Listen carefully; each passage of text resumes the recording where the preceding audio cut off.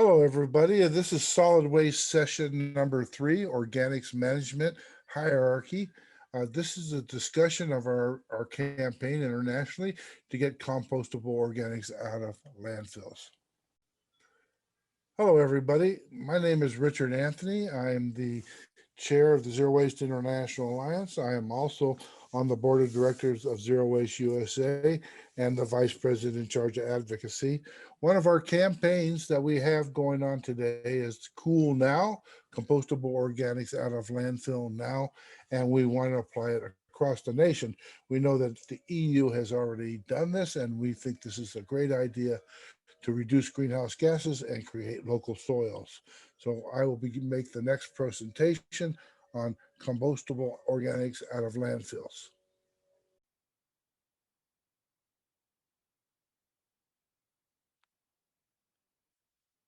Hello, everybody. My name is Richard Anthony. I'm chair of the Zero Waste International Alliance. Our mission is to end wasting in the world. This particular presentation is part of our campaign to get compostable organics out of the landfill. We think this is something that should have been done a long time ago, and it's very important to, one, reduce greenhouse gases, but the other part of it is that it creates local soils for good food for local communities. The Zero Waste International Alliance has been around for about 15 years. We're in Brazil, we're in Europe, we're in Asia, in the Philippines, and we have peer reviewed a definition of what zero waste is, and it's been reviewed around the world. And basically, zero waste is the conservation of all resources by means of responsible production, consumption, reuse, and recovery on products, packaging, and materials without burning and with no discharges to land, water, or air that threaten the environment or human health. So in that process, in that vision, as we organize our discards, we want to deal with the organics. And what we find out in terms of looking at the way municipal discharge, actually commercial, all discards are basically either technical or they're organic. And this is from the closed loop economy, MacArthur. But the bottom line is that on the green side, it's a organic loop. On the blue side, it's a technical loop, and that anything that's a composite in between is a mistake, and really in the future should not be made. With the green loop, we can immediately compost it, use it in our gardens, grow food, send it to the community to have community gardens, even to the very part where we have tough kinds of discards like or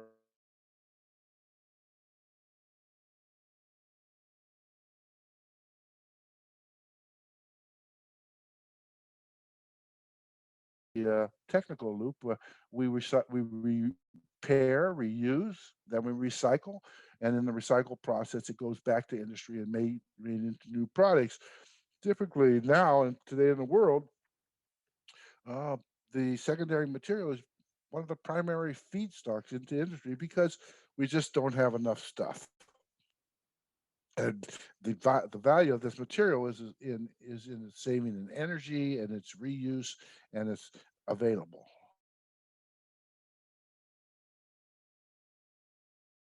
Those are one of the largest sources of greenhouse gases that are generated in the community. In California, where we did climate plans, uh-oh, we did climate plans.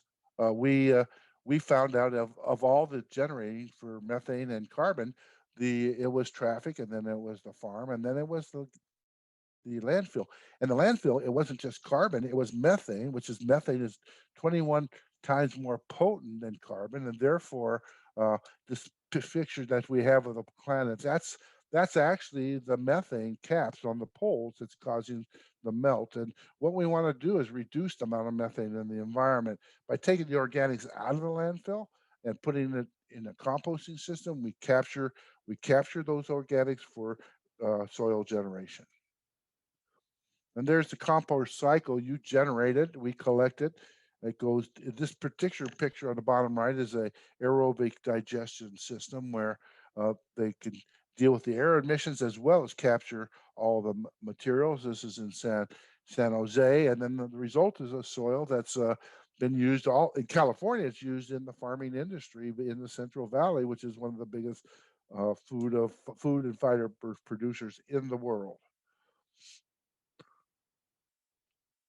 So the new in the 70s when I started my career, it was like we don't know what to do with it. But the fact is, if you look back at history, most organics were picked up by the pig farmers and fed to animals. Only in the early 60s that we start to require them to boil the garbage before they fed the animals. And many of these pickup programs, in fact, if you look at collection programs around the world, organics for the garbage pail for the pig farmer was a major part of it. Well, we want to do that. We made a mistake in the 70s when we started our systems, and we should have separated the organics and never ever taken them to a landfill, but taken them to a farm or a composting facility where they could be made into soil. The key here now is to talk the managers of these systems need to talk to the farmers and the resource managers and start to coordinate. What we're finding out is farmers would love to have this stuff on their land. It's a lot cheaper than petrochemicals, and it's better for their soils and less air emissions. The problem is application and access and the ability to produce it. And this is something that the managers and should deal with. And ultimately is a composting facility. The windrow compost is the simplest. It's they're basically separated through a trommel to get the lights from the heavy, then ground up and put it, or ground first and then separated, and then put into windrows. These are piles, and the piles are turned on a daily basis, and you can see from the beginning it turns to rich soil. These are really good. You need open space to do it. It's a hard program to do in the city, but I'll tell you, in the city of San Diego, at their Miramar landfill, which is right in the middle of the urban area, they're taking in 100,000 tons and composting it. And from what I hear, everybody kind of likes the odor that comes out of it. So we need to invest. We need, the key here is to make it work. We have to take away the polluters from the system, and that is, of course, your incinerator or your landfill. Burning organics in an incinerator is stupid because it's wet and it's got to dry. It takes energy, more energy than it makes. Putting it in a landfill creates methane or leachate. What we really want to do is capture it. In this case, it's a dairy where they've added manure issues, and they've added a digester in there, and what they're creating is soil. So both and methane gas, which they're running their facilities. So it's what has to happen is that we have to ban the polluter, which is the incinerating landfill, for the disposition of this material, so that these systems can work in a level playing field without having to compete with the polluters for the material. So that's my story, and I'm sticking with it. Thank you very much. If there's any questions, I'm available for answers. I want to introduce Brenda Platt and Sophia Hossein of the Institute of Local Self-Reliance. Brenda is the president and chief operating officer for ILSR, and is well known in Maryland as the compost queen. She has been involved in this business for more years than she would want me to mention, but it's been a long time, and she is a terrific writer, an engineer, and a former board member of ZWIA USA. And Sophia Hossein works for ILSR. She's a university graduate student. She's spent a lot of work on community gardens and composting in Baltimore, and has done very impressive work. We'd like to show you what Sophia has accomplished in her projects.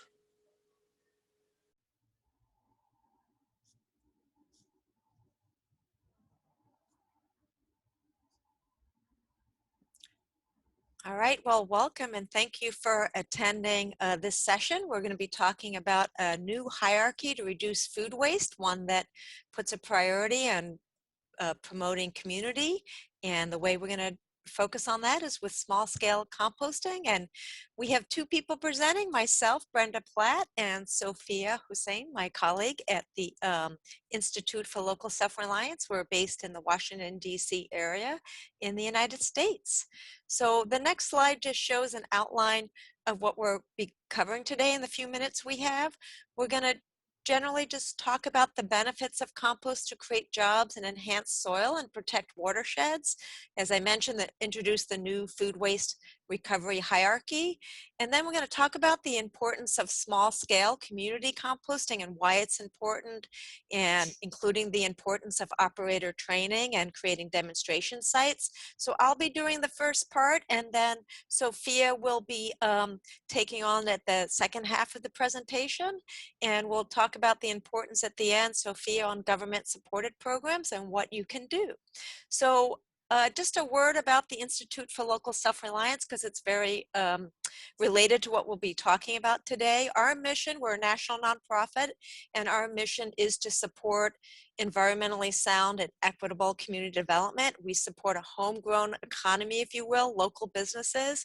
We do this in a number of key sectors, not just waste and composting, but we're working in energy, we're working in the retail sector, we're working in community banking.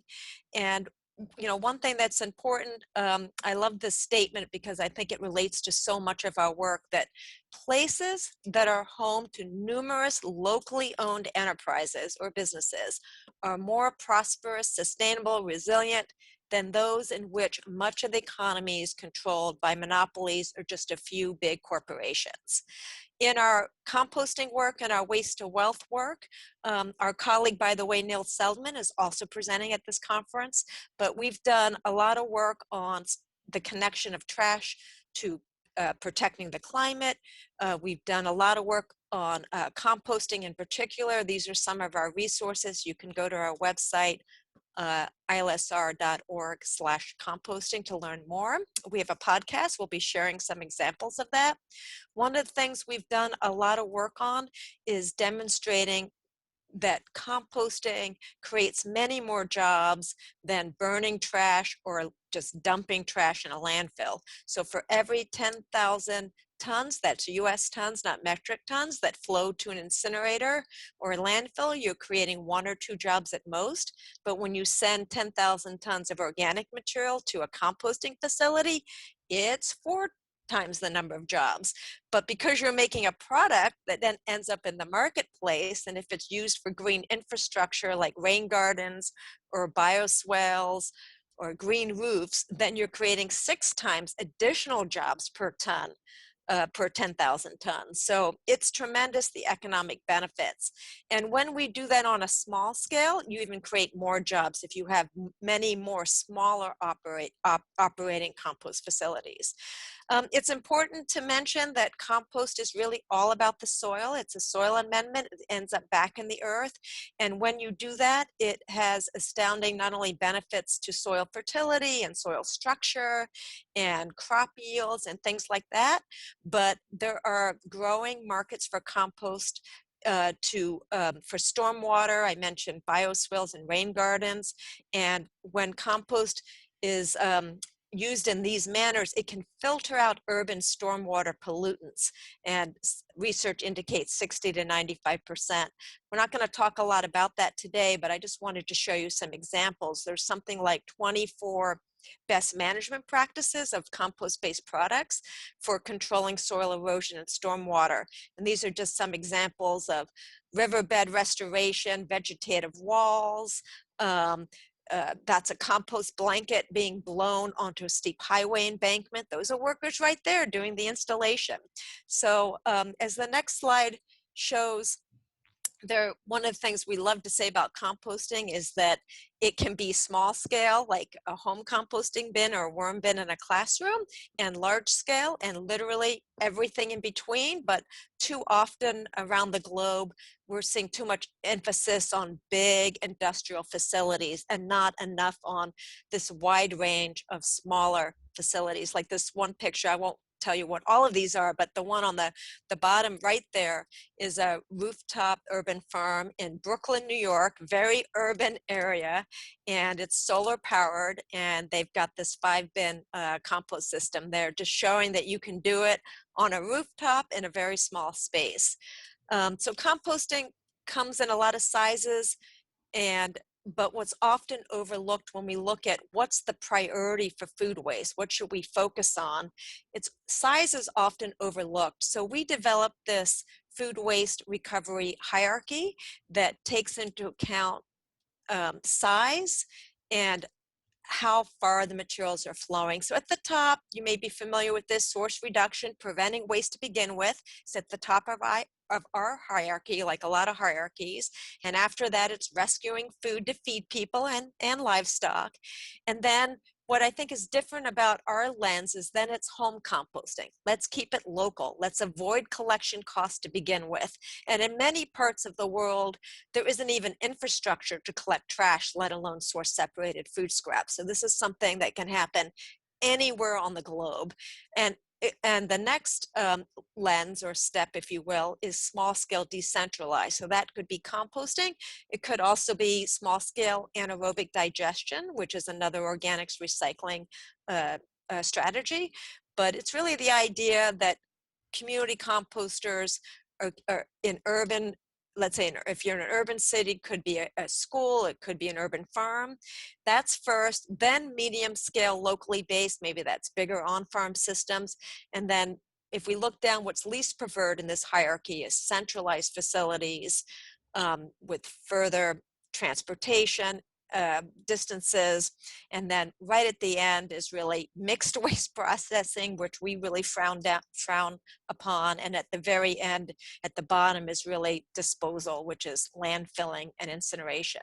So today we're really going to be talking about that middle area of community scale composting. So what is community scale composting or community engaged composting? Well, we like to say often that it's the not so radical idea that you're producing compost and using it within the same community where the food scraps are generated.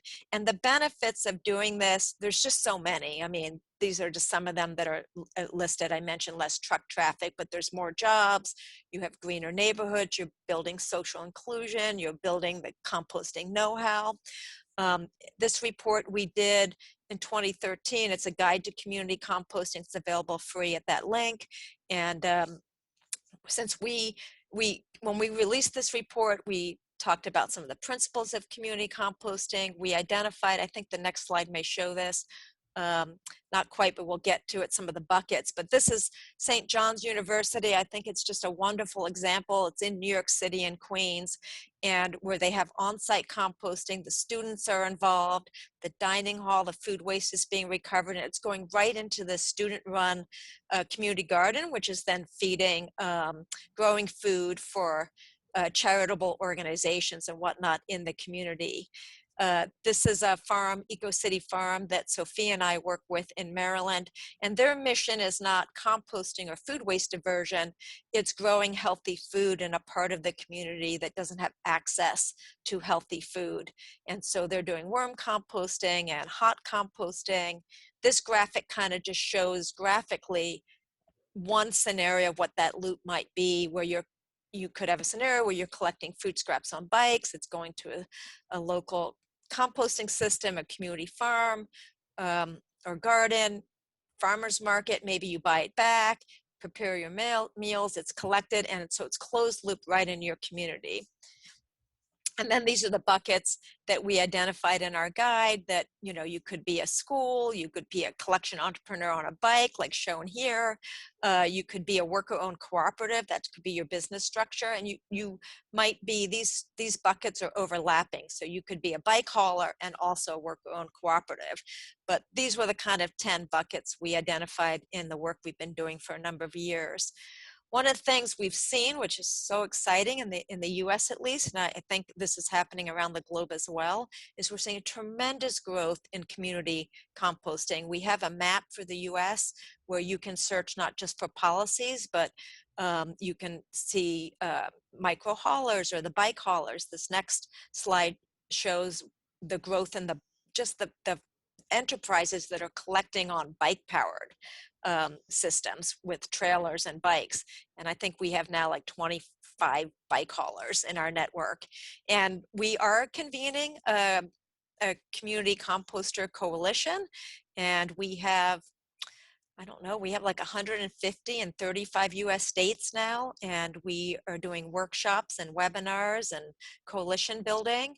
And we have this podcast. We'll be sharing some examples in this training program. Sophia will be talking more about that.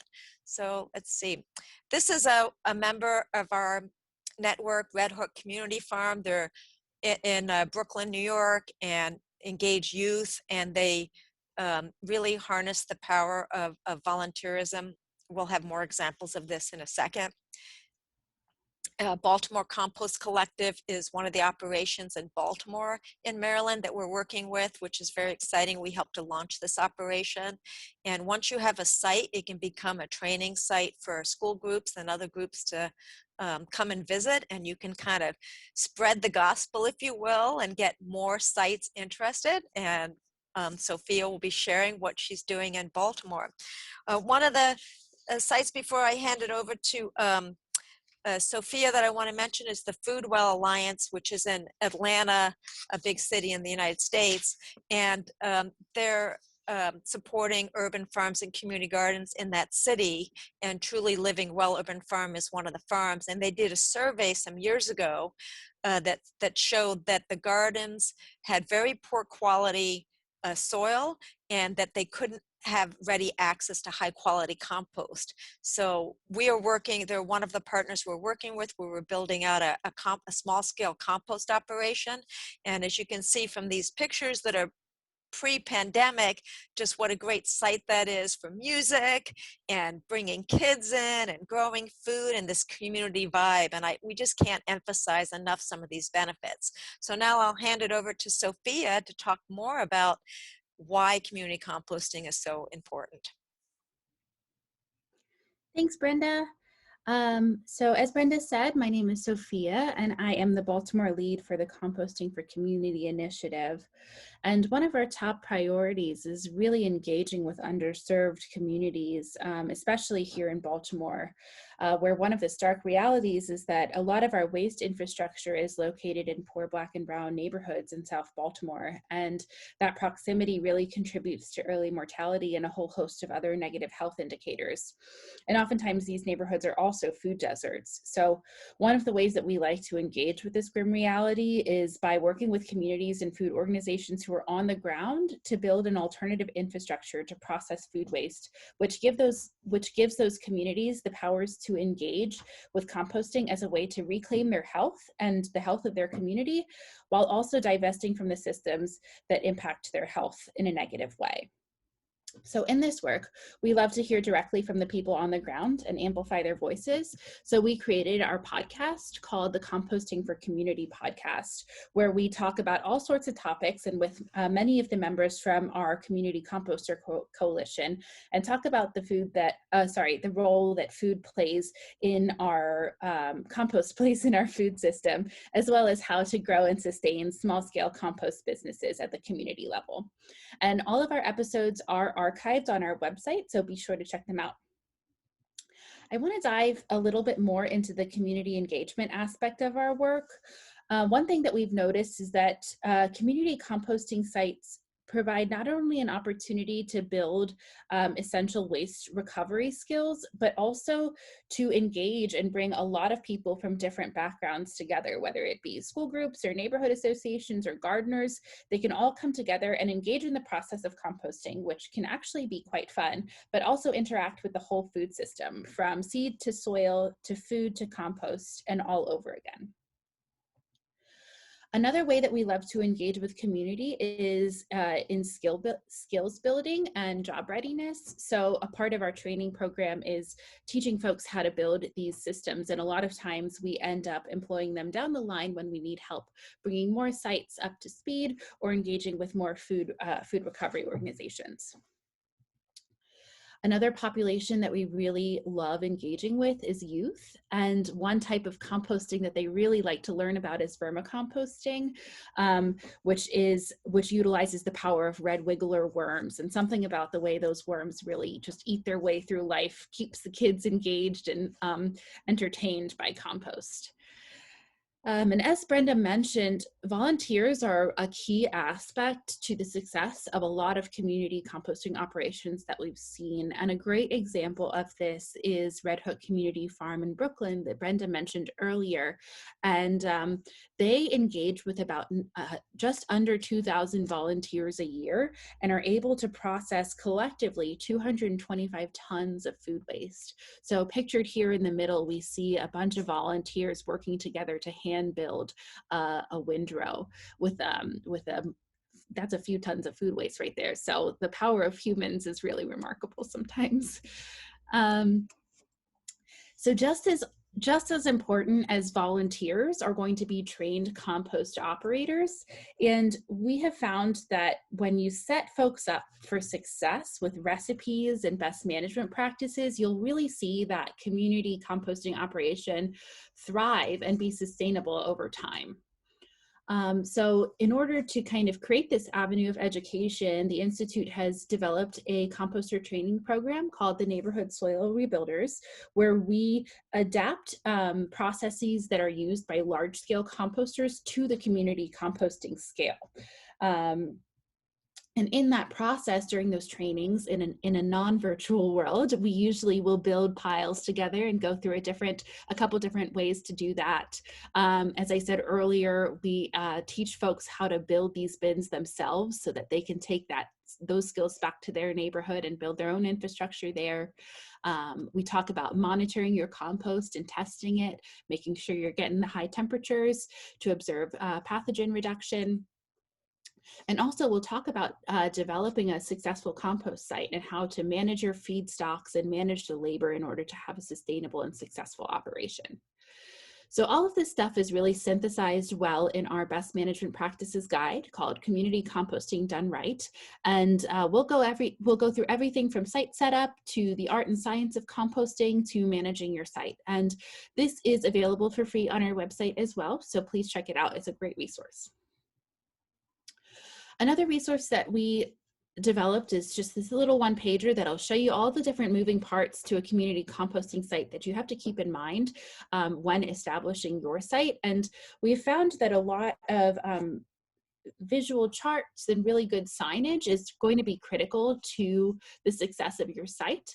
At the bottom here, you can see a couple different signage templates that we designed for our sites in Baltimore and in Nashville. And these really guide you in a very clear way through how to engage with your composting site as a resident or as a member of the community. So a lot of the times when we talk about composting, we see it occurring in the private sector, but what we're seeing more and more of these days is government seeing the value of composting at the community scale. And a few of these cities here in New York and DC have been really critical in leading the way here and being able to support some of their compost operations by, either directing funding their way or resources for their sites. And this is a great example that we have here in Washington, D.C., where the Department of Parks and Rec actually worked with communities to develop 56 composting sites across the city.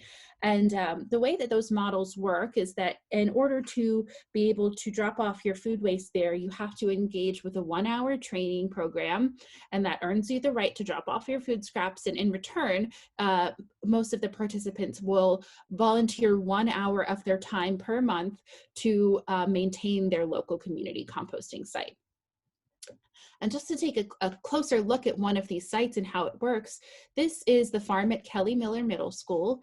And it's an excellent example of a partnership across agencies. So it's obviously sponsored by Parks and Rec, but also we've got the Public Works Department here who is working with compost stewards, training them with essential composting skills here and engaging with a few different kinds of systems and farmers at Dreaming Out Loud. So in the bottom middle picture, you can see the 3-bin system them. And on the top left, you'll see a Raidan.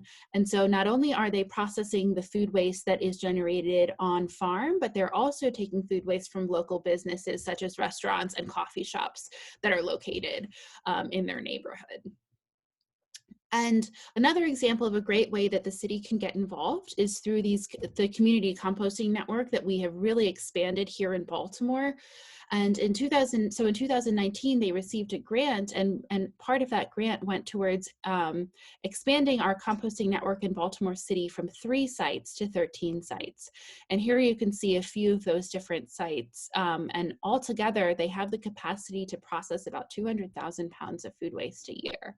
And we really worked to try and create systems that worked for each community that they were located in. So for example, here you see a different system that we picked specifically to be easy to process for the older folks who were participating in this church food security network. And one really fun aspect of this project was building screeners. We noticed a gap in the market for small scale, affordable compost equipment that could assist with the screening process. And so here we have Benny Eras from Eco City Farms who designed these trommel screeners that you see. So we reclaimed bike tires and used hardware fabric and put these all together ourselves at our sites in Baltimore. And so, the next steps are really, what can you do? How can you bring community composting to a neighborhood near you? And I think our top 2 recommendations would be to definitely support diversified infrastructure and also to create a robust educational program to make sure that those sites have the access to the education and training materials that they need in order to have success and be sustainable. And with that, we have the conclusion of our presentation. Thank you so much for your time today. We really enjoyed being here, and we are happy to answer any questions that you have in our question and answer session. Tyler Montgomery Soyu is a registered engineer out of San Diego. She is associated with Zero Waste San Diego and Richard Anthony Associates and Hidden Resources. She is an expert in composting and organic management, has been working on edible food recovery issues for local governments and helped establish a composting operations in the county of San Diego.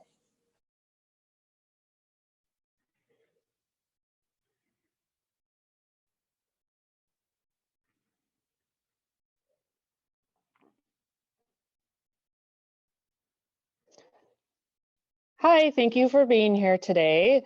Again, my name is Tyla Montgomery Soilu. I'm reporting from San Diego, California, and I will be providing an update on the latest progress in organics programs here locally in the San Diego region. And I'm going to start out by providing some context of what's going on regulatory-wise in the state of California, and then I'll bring it down closer to home and what's happening in San Diego. So in California, basically we're throwing away too much decomposables or things that can rot. We're disposing them in our landfills. And something about 50% of our waste stream is organic or that can rot. And that's equivalent to about 27 million tons of organics disposed in our landfills.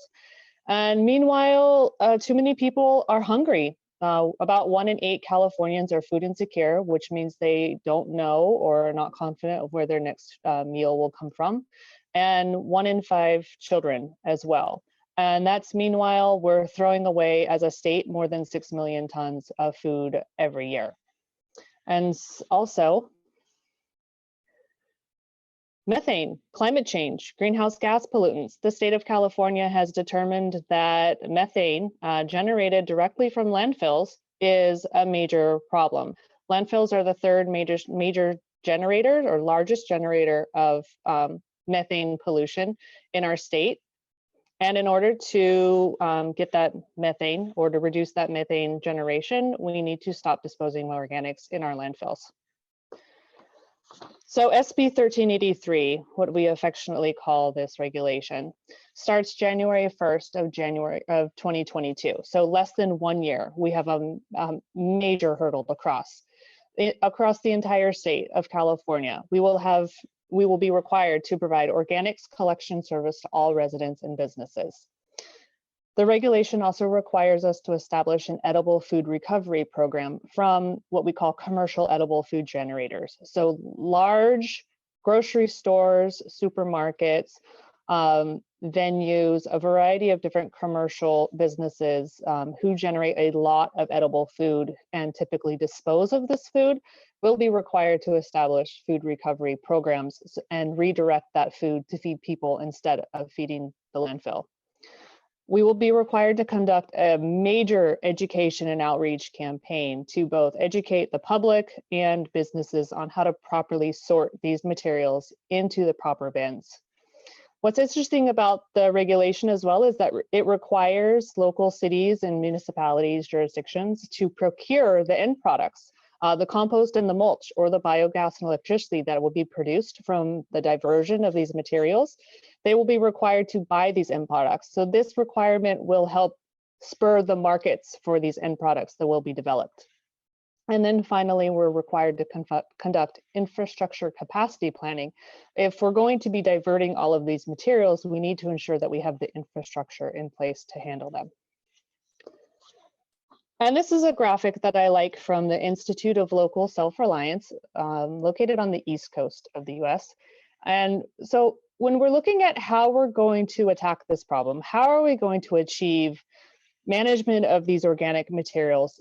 We look at a hierarchy, the highest and best use, we call it. And I like this infographic as opposed to other ones that are available because it breaks down into detail various options that are available. So at the top, we see source reduction or prevention. So not producing the waste in the first place. The next best thing, if there is edible food available, to feed it to people. And next best, if it's not good enough to feed people, then feed it to farm animals, livestock, chickens, etc. If there's still residuals left over, compost it at home, ideally. If there's not space at home, if it's an apartment or a condo complex, or it's just not feasible, then the next best option would be small scale or decentralized composting, and at a community garden, at a school, at a small business, etc. And further down, the next best would be composting at a farm. Farms need nutrients. That's the next logical place to send these materials so that the farms can grow healthy, nutritious foods. And then finally, what I'm going to talk about, centralized composting or anaerobic digestion. And that's the route that this latest regulation in California, SB 1383, has tackled for the most part. Source reduction at the very top, edible food rescue, and then centralized composting. We kind of have this space in the middle that the regulation doesn't address, but there is certainly availability for these options to grow.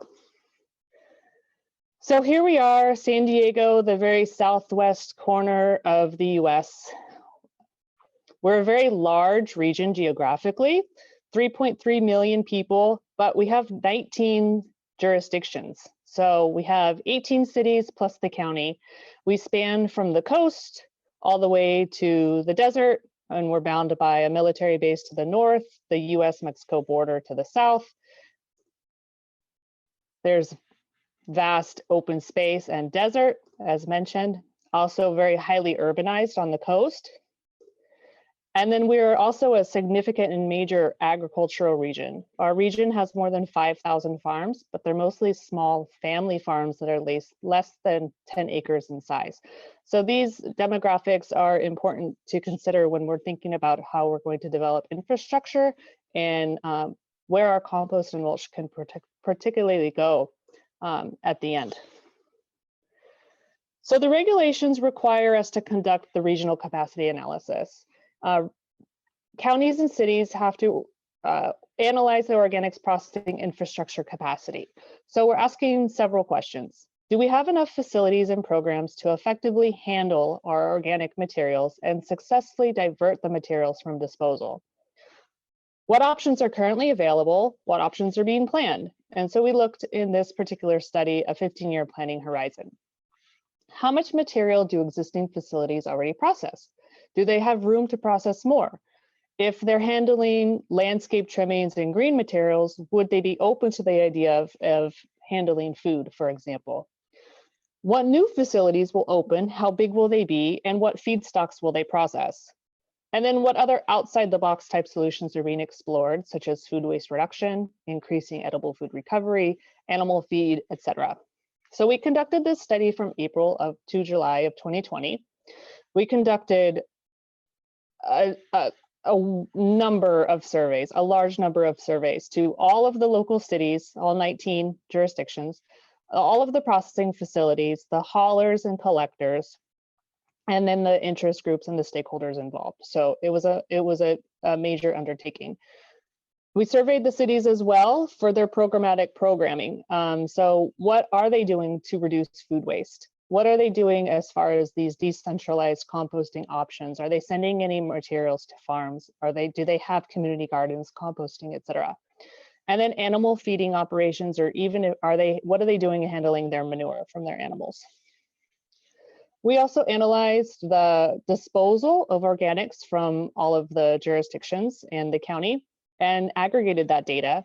We used waste characterization data from CalRecycle and as well as local data to find out how much we're disposing in our region so that we can plan for the capacity.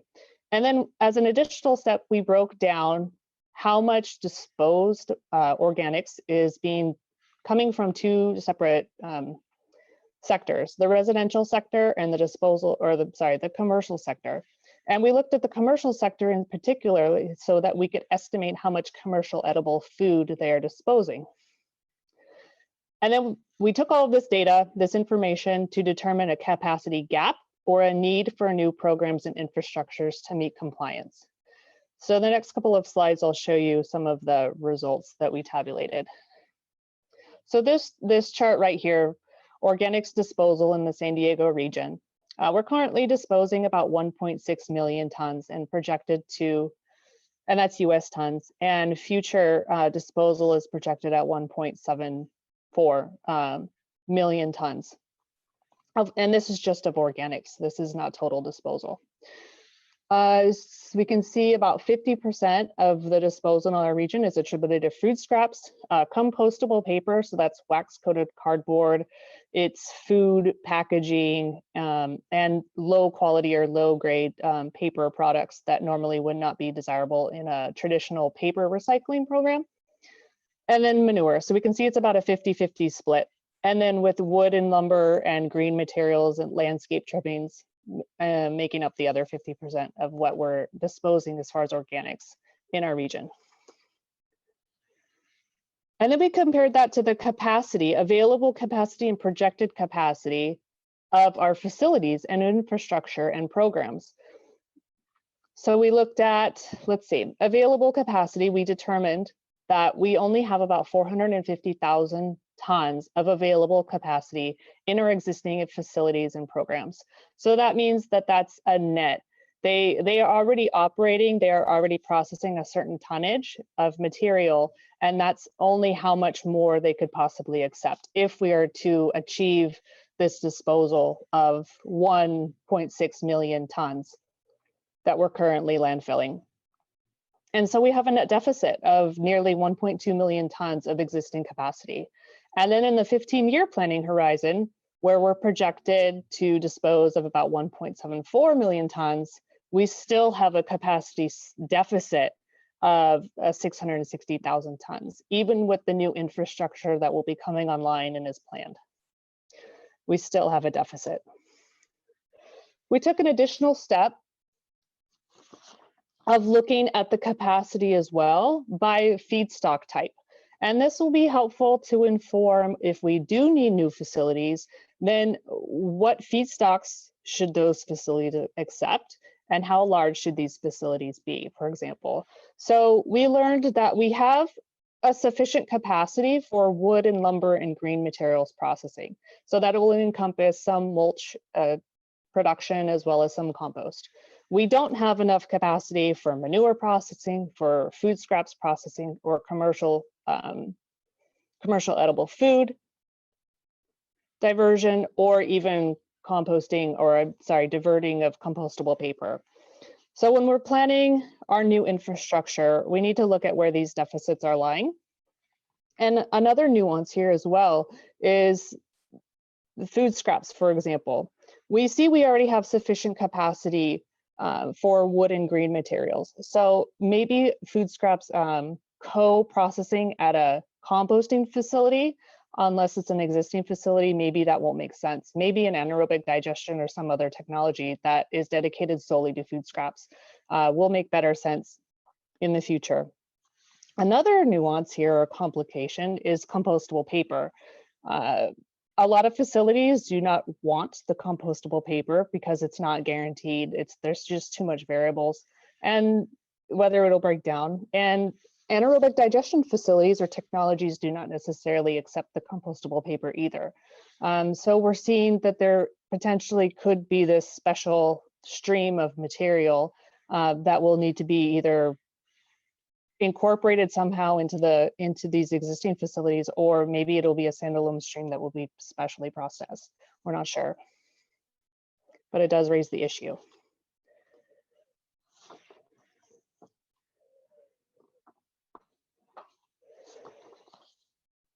So our local food advocacy group, the San Diego Food System Alliance, has been really taking the charge in raising consumer awareness and taking the charge in reducing food waste at the top of that hierarchy that I showed earlier. So this is just an example of an ad campaign that they ran a few years ago, a consumer education. So it's targeted at the general public on just how much of a problem food waste really is.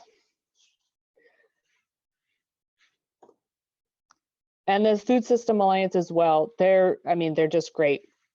And they're really in our region on the forefront of expanding the food recovery effort.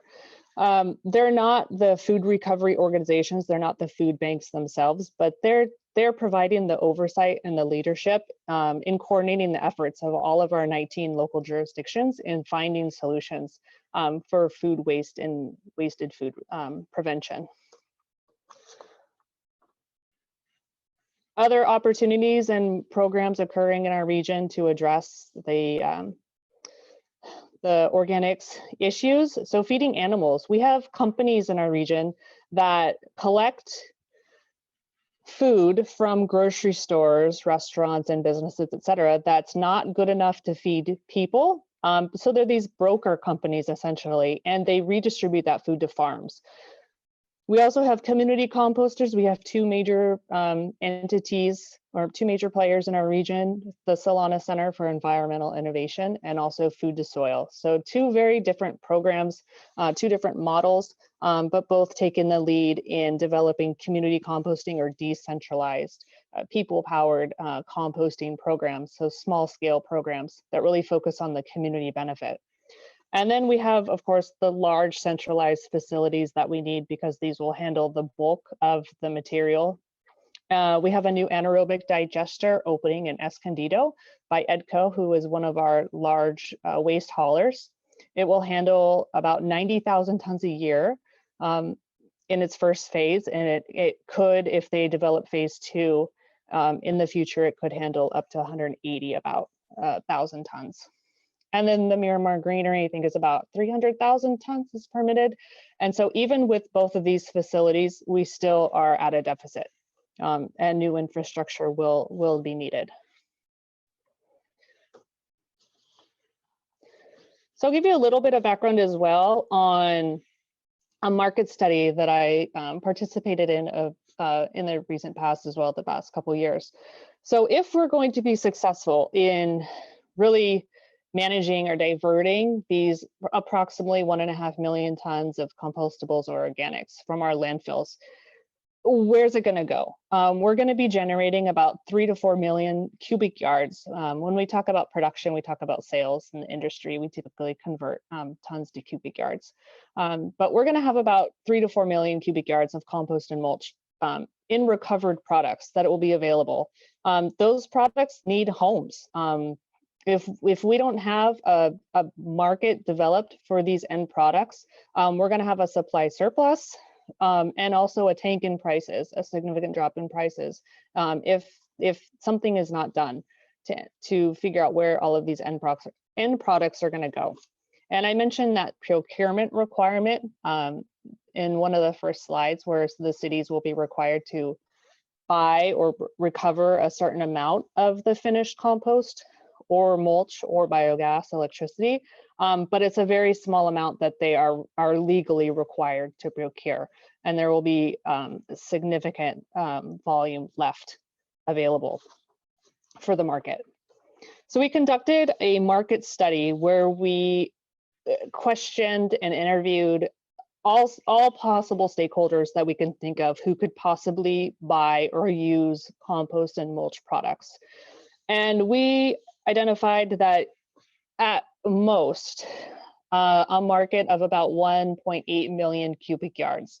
And in the previous slide, I mentioned that there's potentially 3 to 4 million cubic yards of compost and mulch that will become available if we're successful in implementing SB 1383. So we're seeing a supply surplus potential of more than 1 million cubic yards of material per year, which tells us that more needs to be done. So what we're seeing in this pie chart here is a very simplistic division of urban users, which is the light green. We identified that urban users, at least in the San Diego region, could potentially take up about 85% of the compost and mulch market, about 1.5 million tons, or I'm sorry, cubic yards of material. Agriculture, surprising, because we are a major agricultural region, and that would include food and ornamental crops, wineries, nurseries, and rangelands. A very small relative percentage of only about 15% of that, or about 274,000 cubic yards per year. So the urban users include the water quality control, erosion control, so stormwater runoff, and landscaping sectors, parks, and open space. They were where we found the major potential in users, where there would be a bigger bang for the buck. It would be easier to implement with less resources. Maybe the division of this pie chart could change if major incentives and subsidies were developed to incentivize farmers to utilize more compost. But so it was a balancing act in determining what would be the best bang for our buck as far as dedicating resources and moving the most volume of material. And that was the urban use that we identified. So the market study conclusions and findings, in order to be able to move these volumes of compost and mulch as needed in order to support the markets, the end use of these products, is we're going to require a significant investment in market development. So developing these public-private partnerships with farmers, businesses, landowners, and property managers. Developing the business case. So when we interviewed users, particularly farmers, they're in the business of farming. They need to make a profit, and they don't fully understand the spectrum of the net savings or the benefits associated with these products. It hasn't been demonstrated to them yet, at least in our region. So we're proposing that the full spectrum of the net savings, including what they would save in water by increasing the soil or the organic content of their soils, for example, would net them a reduction in their irrigation savings, as well as the savings in pesticides because of better soil health and better plant health, and a significant reduction in petroleum-based fertilizers. So if we could translate those savings into dollars and cents for them, then they could see the cost savings associated with these products. And it would help them make the business decision of whether of using these products. And that coincides with increased education and marketing to all sectors. They simply don't understand compost and mulch and all of the benefits that these products provide.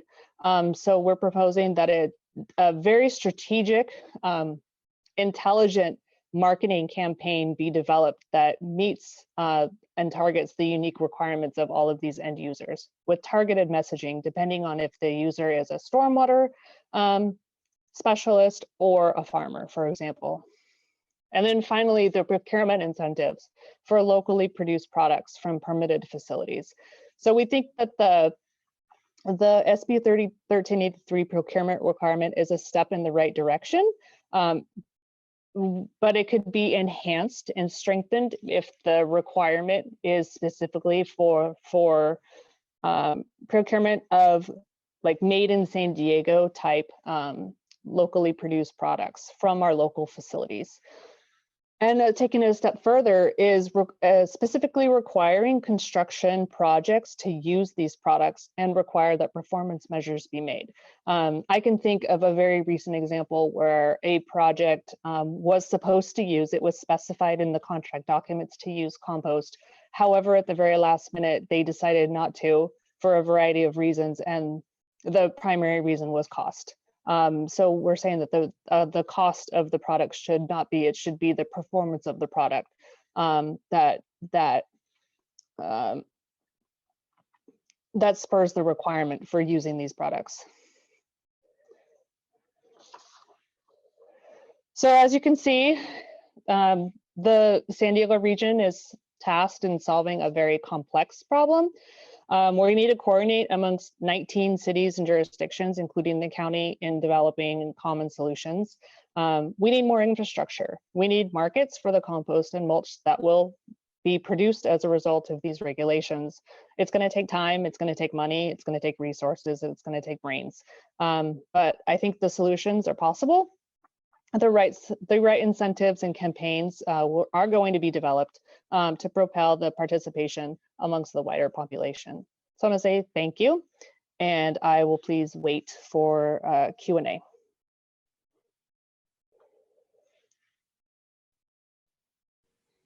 I want to introduce Leslie Lucas, is an old friend of mine. She was a board member of, she's a board member of the Zero Waste International Alliance. She has been worked on zero waste programs around the world, and now she is the executive director of the Sonoma County Zero Waste Authority, which is a group of 10 cities who manage the discards in Sonoma County, and has adopted zero waste as the goal for their journey. Leslie?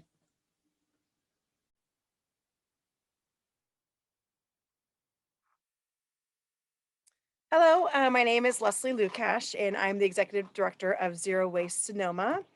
Zero Waste Sonoma is a government body that has 10 member jurisdictions. We are located in Sonoma County, which is just north of San Francisco, and I highlighted it in red in California. And we manage all of the recycling, composting, and household houses waste programs for the region. We have about 500,000 residents and businesses. So we do not currently have a compost program, but we are looking to develop one right now. We're in the process of it. I circled where the boundaries of Sonoma County, and you can see the purple dots are our transfer stations. So that's where the compost is, or the organic matter is collected from the households and businesses and taken to these purple dots, the transfer stations. And then from there, the organics is separated out, and we take the organics to these facilities in red. Those are where the compost facilities are outside of our county. And then food waste goes way down, with its own route to another location. So we're looking to centralize composting where the yellow star is to make it more convenient for composting locally. So here's another look of how we have to outhaul all of our organic matter. But the challenge is we are the wine region of California, and we produce a lot of grapes. So we're a high agricultural community, and we're in high demand of compost for our agricultural land.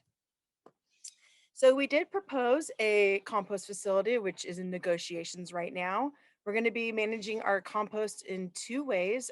One is through anaerobic digestion, and this is going to be for our food waste, and we will be producing biogas from the food waste. And the second system is a covered arid static pile system. That's the picture below. And covered arid static pile is beneficial because the compost actually breaks down, or I should say the organic matter breaks down faster, and there's a biolayer, a biofilter to control what's happening inside the pile. So this is why we chose these this system. Here's another look at our proposed compost facility. So you can see at the top left, the organic matter is going to be coming in, and it's going to be sorted through our organic sorting facility. And then any of the food waste is going to be going to the top half of the graph, where we're going to be making energy through our anaerobic digestive system. And then down below, if you follow the arrows towards the bottom, this is where the yard waste and other materials are going to be sent for composting. So for us, what goes into our green bin, our organics bin, is food waste, yard waste, and food serviceware made out of paper products. So paper plates, paper napkins, all that goes into our organics bin. But there was a lot of question and concern about if we could accept compostable products. So compostable products, many of them look and feel like plastic. I have a couple pictures to the right of a cup, a bowl, some utensils, all that look and feel like plastic, but really they're made out of a cornstarch or some other type of starch. And then we also have the bio bags. The bio bags do help support the collection of organic matter. And then the paper products that have a PLA or a compostable product lining inside of them. So right now, these products are not accepted in our compost system, but they are certified through a program called BPI. And BPI is a third-party certification that designates if these materials are adequate to compost in our regular compost system. But the reason why we have a challenge in our community is that the compost that we make is organic compost. And there's two types of certifications for organic compost. One is the CDFA, that's the California Certification of Organic Compost, and OMRI is the national program. And as you can see on this bag of compost, it's very important for people who want organic compost to see the two logos on the bag so that they know that those products are adequate for organic farming. Now, the challenge with products that, with compostable products is they're not made of organic materials. And so the National Organic Program, which certifies crops as organic, states that you cannot have compostable products as a feedstock. So what we know in the United States right now is we have about 4,750 compost facilities. About 185 of them accept food waste, and less than half of those accept BPI certified compostable products. In California, the state where I live, we have 160 compost facilities, 38 accept food waste, and only 14 accept BPI certified compost. All or products. So all the rest of the facilities do not even accept these materials. But we wanted to give the compostable products a chance. So we decided to do a lot of research around the topic. We interviewed industry experts. We listened to presentations from compost facilities that accept BPI certified foodware products and those that don't. We reviewed white papers from the EU, from Canada, from here in the US, and we researched many case studies. And we did find that allowing compostable products does have benefits that I want to recognize. We do think that it helps enhance the collection of food waste.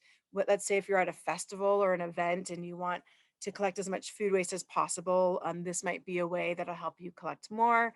The compostable bioplastics are made out of plant-based materials versus fossil fuels like traditional plastics.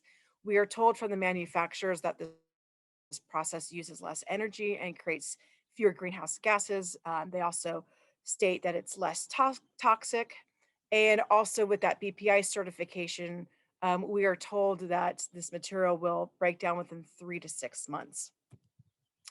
But there's another side of the research that we found, and this really was the downsides of compostable products, and this came out of Oregon, the state north of California.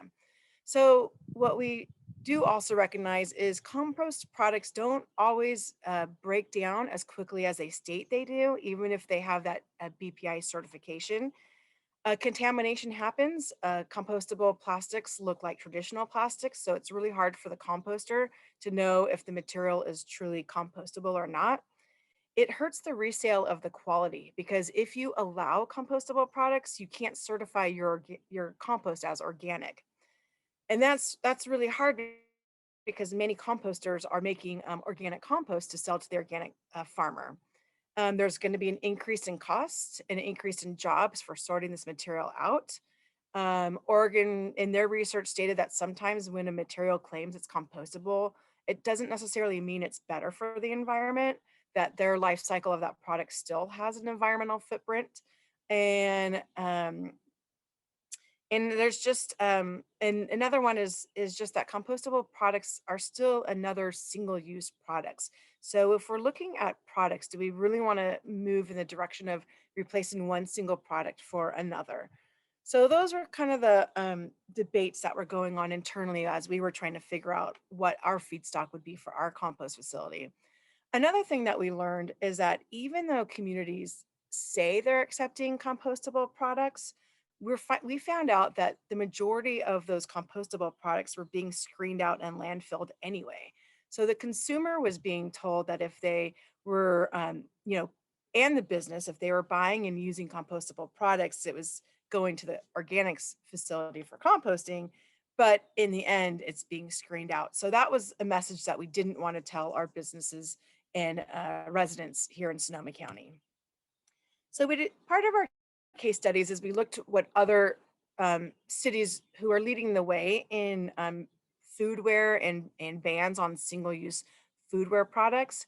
So I like Santa Monica's version where they went with fiber-only products for foodware. So their messaging is natural fibers are okay. January 1st of 2020, they actually banned all cup and cup lids. And then lastly, they banned bioplastics. So this is a city now where you can only use fiber only products. Alameda is in a city that is south of our county. And this is another model that we really liked. In this model, they actually are transitioning away from single-use foodware products altogether. And their campaign is reusables is best, compostable fibers are great, and plastics are going away. And that includes compostable plastics in all forms of single-use plastic for foodware. In Berkeley, another city that is just south of our county, they did a phased approach. So there's a phased approach started about 2 years ago, and they started with utensils and lids and straws upon request only. So if the person, my dog wanted to participate in the presentation. So if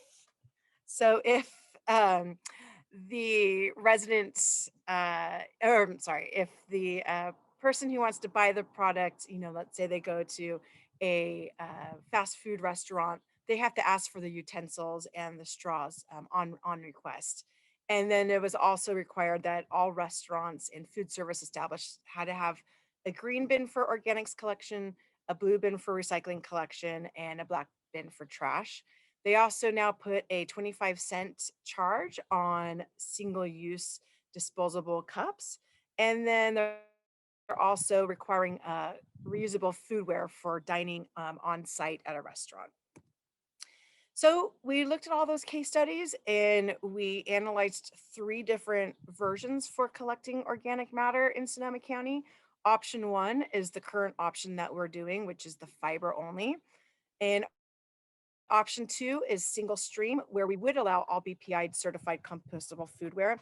And then option 3 was actually a 2-stream process where we would, stream 1 would be an opt-in for commercial businesses, where we would route trucks specifically to commercial businesses, and we would allow them to accept BPI certified products, but all the residents of Sonoma County would only be allowed to use the unlined fiber products like what we currently do now.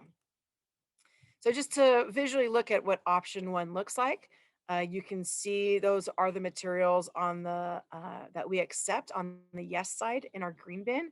So yard waste, fiber products, pizza boxes, bones, straws made out of paper, and then everything else goes in the trash bin or recycling bin.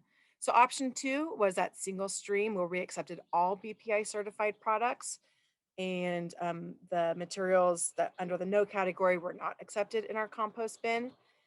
And then option 3, 3.1, I should say. So this is the opt-in with commercial accounts where we would allow them to use BPI certified products, but they would have to go through extensive training that they knew which were the right products to purchase. And we would route trucks specifically to collect those products, and they would be taken to a separate compost facility where those products are acceptable. And then route option, then the other side of the dual stream is residents and other commercial businesses. We're back to the fiber only, and then everything else gets either recycled or puts or in the trash bin. So we also did a financial analysis of these 3 options. And you can see the unlined fiber products. That's our baseline. So it doesn't mean zero, it's at no cost. It's just our baseline as we did our study. So the single stream with all allowing all compostable products, the biggest cost there was just a disposal cost, because we realized that contamination is going to happen at a higher rate. So that compost facility is going to accept these single stream products, but actually have to route a truck from the composting facility to the landfill with contaminants. Then the dual stream was actually a lot more expensive in terms of annual cost, because we would have to do some sorting because we have the 2 different streams. There would be that additional disposal cost from contamination. There's blending costs to improve the quality of the compost that accepted the BPI products. We would have to invest in conveyor belts and other technology and land, because we had that dual system. We needed to keep the 2 compost streams separate from each other, which required more capital in our investment. And another way to look at our investment, so we looked at those total capital cost to have this dual stream, then the change in operating expenses, we calculated those out, and the change in revenue.